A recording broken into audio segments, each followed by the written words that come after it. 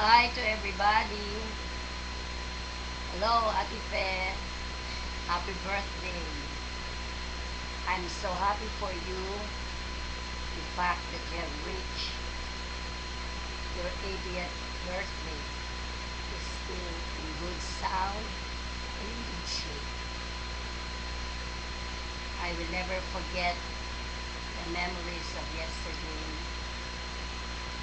We are always together, so very close, especially during times we had preparations for the Pabasa of St. Joseph session for our mother, Mary.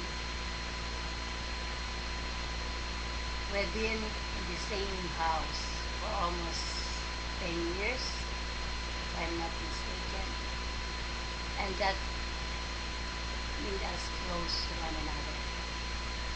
They're so very good to me, a very special in-law, and a very good friend to everybody, loyal and faithful. I know you are so blessed with your great husband, Kuya June, a very special daughter, Carmina, and also a very special son-in-law and apos or grandchildren. It's because you are so close to the Lord, a very religious person. So my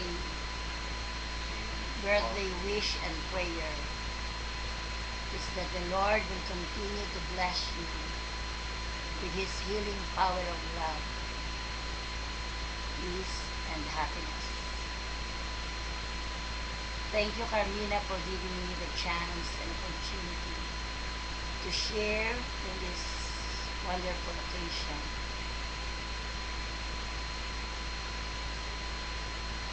I love you all. Happy birthday again, Ate Pe. Wish you the best in the year to come. Happy New Year. Kuya De Leon, Kuya Oka, Kuya Nesto, Kuya Romy, Kuya June, and my children, Ronnie, Clemens, Maylin, Jongjong, Jeremiah.